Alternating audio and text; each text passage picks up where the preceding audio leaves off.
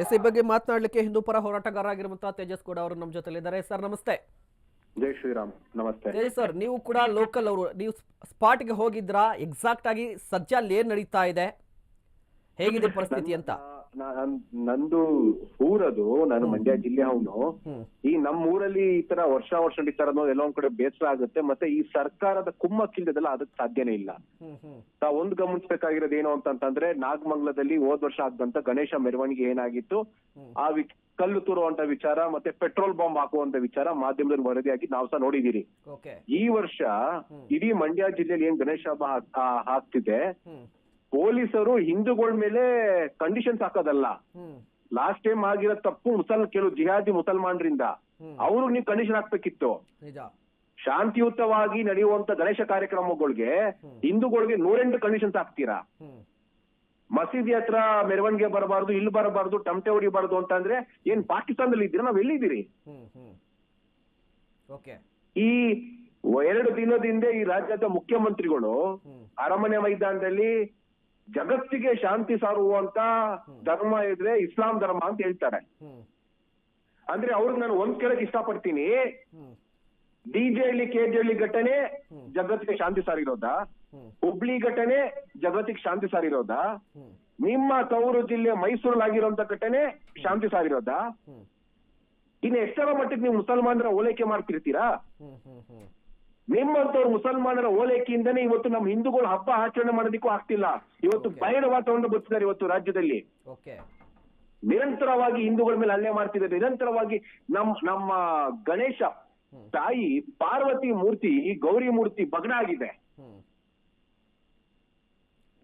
ಆದ್ರೆ ಪೊಲೀಸ್ ಇಲಾಖೆ ಅಂತ ಹೇಳ್ಬೋದಾ ಎಕ್ಸಾಕ್ಟ್ ಆಗಿ ಎಲ್ಲಿ ಘಟನೆ ಆಯ್ತು, ಆ ಪ್ರದೇಶದ ವ್ಯವಸ್ಥೆ ಹೇಗಿದೆ, ವಾತಾವರಣ ಹೇಗಿದೆ ಅಲ್ಲಿ ಮದ್ದೂರಲ್ಲಿ ಅಂತ? ನಾವು ಒಂದ್ಸತಿ ಮೆರವಣಿಗೆ ಹೋಗ್ತೀರಿ ಅಂತ ಡಿಸೈಡ್ ಮಾಡಾಗಾದ್ಮೇಲೆ ಪೊಲೀಸರು ಯಾವ ರೂಟ್ ಕೊಟ್ಟಿರ್ತಾರೆ, ನಾವ್ ಯಾವ ರೂಟ್ ಎಲ್ಲಿರ್ತೀವಿ ಆ ರೂಟಲ್ಲಿ ಹೋಗ್ತೀರಿ.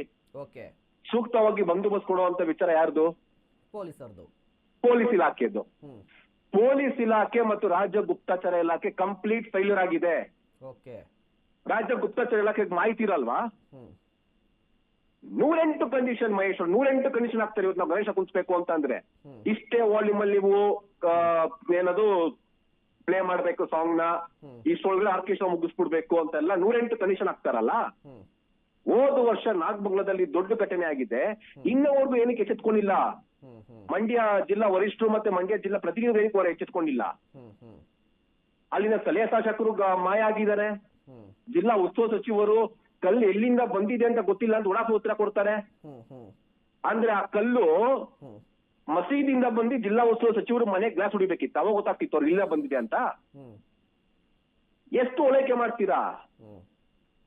ನಿರಂತರವಾದ ಮುಸಲ್ಮಾನರ ಓಲೈಕೆ ಇವತ್ತು ನಮ್ಮ ಹಬ್ಬದಲ್ಲಿ ಕಲ್ಲೆಸ್ತಿದ್ದಾರೆ. ಈ ಕಲ್ಲೆಸುವಂತ ಪ್ರವೃತ್ತಿ ಯಾರ್ದು? ಉಗ್ರಗಾಮಿಗಳ್ದು.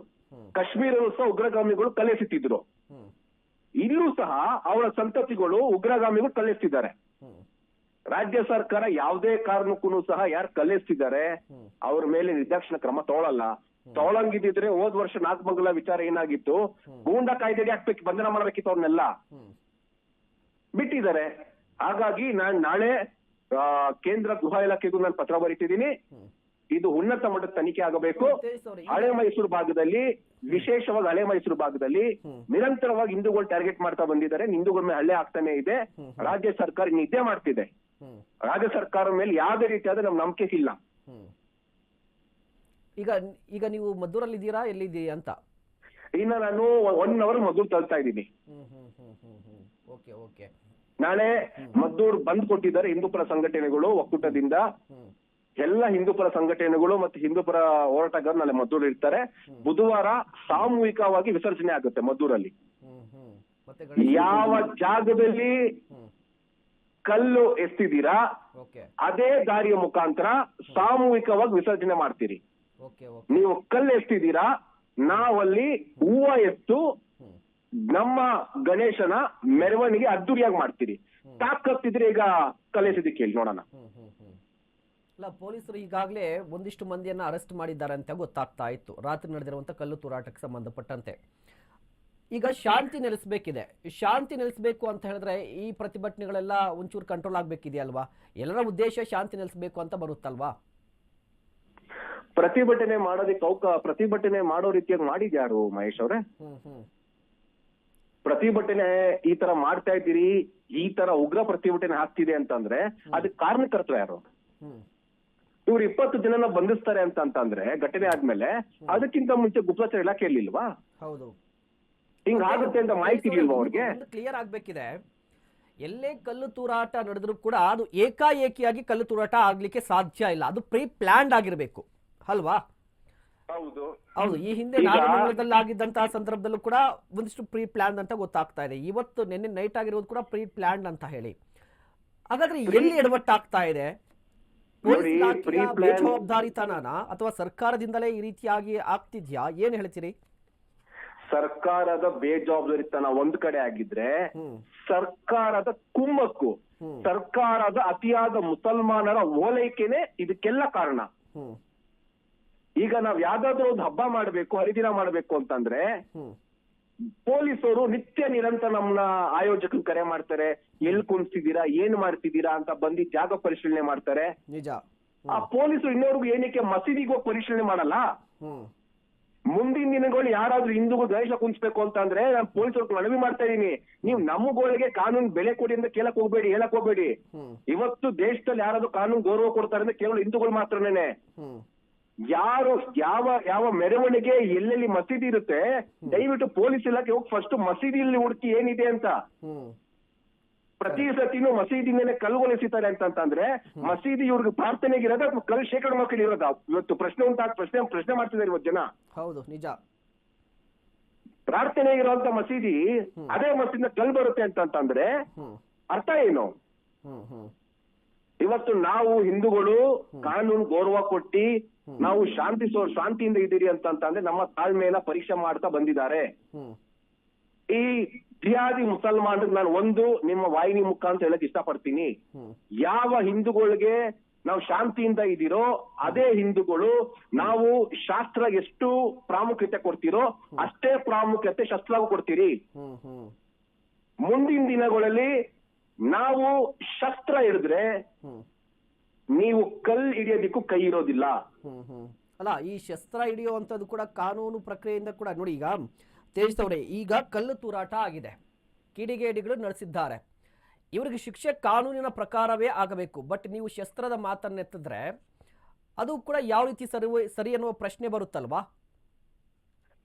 ಮಹೇಶ್ ಅವರೇ, ಕೆಲವೊಂದು ಸರಿ ಎಷ್ಟು ರೀತಿಯಾಗಿ ನಮ್ಮ ಮೇಲೆ ದೌರ್ಜನ್ಯಗೊಳಗಾಗಿದ್ದಾರೆ, ಎಷ್ಟು ರೀತಿಯಾಗಿ ಕಲ್ಲೆಡ್ಗಳು ತಿಂದಿದ್ದಾರೆ, ಮಾಧ್ಯಮಗಳಿಗೆ ಬೆಂಕಿ ಹಚ್ಚಿದ್ದಾರೆ, ಶಾಸಕರು ಮನೆಗೆ ಬೆಂಕಿ ಹಚ್ಚಿದ್ದಾರೆ. ಈ ಕಾನೂನು ಗೌರವ ಕೊಡ್ತೀರಿ, ಸರಿ ಇಲ್ಲ ಅಂತ ಅಂತಿಲ್ಲ. ಇವತ್ತು ಕಾನೂನು ಗೌರವ ಕೊಡಲ್ಲ ಅಂತ ಹೇಳ್ತಿಲ್ಲ. ಆದ್ರೆ ಏಕಾಏಕಿ ದಾಳಿ ಮಾಡಿದಾಗ ನಮ್ಮ ಸೆಲ್ಫ್ ಪ್ರೊಟೆಕ್ಷನ್ಗೋಸ್ಕರ ಇದೇ ಕಾನೂನಲ್ಲಿ ನಮ್ಗೆ ಅವಕಾಶ ಇದೆ. ನಮ್ಮ ಸೆಲ್ಫ್ ಪ್ರೊಟೆಕ್ಷನ್ಗೋಸ್ಕರ ನಾವು ನಮ್ಮ ಜೀವ ರಕ್ಷಣೆ ಮಾಡ್ಕೊಳ್ಳೋಕೋಸ್ಕರ ನಾವು ಡಿಫೆನ್ಸ್ ಮಾಡಬಹುದು ಅಂತ. ನಮ್ಮ ದೇವ್ರಗಳ ಮೇಲೆ ಕಲ್ಲೆಸಿತಾರೆ, ಮಹಿಳೆಯರ ಮೇಲೆ ಹಲ್ಲೆ ಮಾಡಿದ್ದಾರೆ. ಅಲ್ಲಿ ನಮ್ಮ ಸಂಬಂಧಿಕರ ಮನೆ ಆಕೆ ಹೇಳ್ತಿದ್ದಾರೆ, ರಾತ್ರಿ 2 ಗಂಟೆಗೆ ಲಾಂಗ್ ಬಾಂಬ್ ಇಟ್ಕೊಂಡು ಬಂದಿದ್ದಾರೆ. ಏನಾಯ್ತು ಅಂತ ತಿಳಿಸಬಹುದಾ? ನಿಮ್ಗೆ ಏನಾದ್ರೂ ಮಾಹಿತಿ ಗೊತ್ತಿಯಾ? ನಿನ್ನೆ ನೈಟ್ ಎಕ್ಸಾಕ್ಟ್ ಆಗಿ ಏನಾಯ್ತು ಅಂತ? ನೋಡಿ, ಶಾಂತಿಯುತವಾಗಿ ನಡೀತಾ ಇದ್ದಂತ ಗಣೇಶ ಮೆರವಣಿಗೆ ಶಾಂತಿಯುತವಾಗಿ ರ್ಯಾಲಿ ಮಾಡ್ತ ಸಂದರ್ಭದಲ್ಲಿ ಅಲ್ಲಿ 100 ಮೀಟರ್ ವ್ಯಾಪ್ತಿ ಇರುತ್ತೆ ಆ ಮಸೀದಿ ಹತ್ರ. ಪೊಲೀಸರು ಬಂದು ಹೇಳ್ತಾರೆ, ಅಲ್ಲಿನ ನಮ್ಮ ಗೆಳೆಯ ಅರುಣ್ಗೆ ಎಲ್ಲಾರ್ಗು ಅಲ್ಲಿ ನೋಡಪ್ಪ ಟಮಟೆ ಹೊಡಿಬಾರ್ದು, ಕುಣಿಬಾರ್ದು ಅಂತ. ಅದಕ್ ನಾವು ಒಪ್ತಿರಲ್ಲ, ಪೊಲೀಸರ ಮಾತಿಗೆ ನಾವು ಬೆಲೆ ಕೊಟ್ಟಿ ನಾವು ಮಾಡಲ್ಲ ಅಂತ ಹೇಳ್ತೀರಿ, ಟಮಟೆ ಹೊಡಿಯೋದ್ ನಿಲ್ಸ್ತೀರಿ. ಏನಕ್ಕೆ ಹೇಳಿ? ನಮ್ಮ ಅಧಿಕಾರಿಗೆ ಗೌರವ ಕೊಟ್ಟಿ. ಹೌದು, ನಿಜ ನಿಜ. ಗಣೇಶ ಅಲ್ಲಿ ಬರ್ತಾ ಇದ್ದಂಗೆನೆ ಪೊಲೀಸರ ಮುಂದೆನೆ ಪೊಲೀಸರ ಸಮ್ಮುಖದಲ್ಲೇ ಕಲ್ಗೊಳಿಸಿದ್ದಾರೆ ಅಂತಂದ್ರೆ ತಪ್ಪು ಯಾರದು? ಹೌದು ಹೌದು. ಅಂದ್ರೆ ಪೊಲೀಸರು ಬಂದ್ರು ಹೇಳಿದ್ರು ಕೂಡ ನೀವು ತಮಟೆ ಹೊಡೆದಿಲ್ಲ, ಸೈಲೆಂಟ್ ಆಗಿ ಹೋಗ್ತಾ ಇದ್ರು ಕೂಡ ಕಲ್ಲು ತೂರಾಟ ನಡೆದಿದೆ ಅಂತ. ಡಿಜೆ ಹಾಕಿಲ್ಲ, ಶಾಂತಿಯುತವಾಗಿ ಮೌನವಾಗಿ ಹೋಗ್ತಿದ್ದಂತ ಮೆರವಣಿಗೆನ ಕಲ್ಲೆತ್ತಿ ಪ್ರಚೋದನೆಗೊಳಿಸಿದ್ಯಾರು?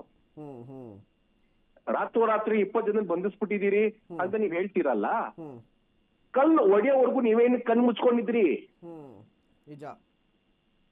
ಕಲ್ಲು ಒಡೆಯಕ್ಕಿಂತ ಮುಂಚೆ ನೀವೇನಕ್ಕೆ ಎಚ್ಚೆತ್ಕೊಂಡಿಲ್ಲ?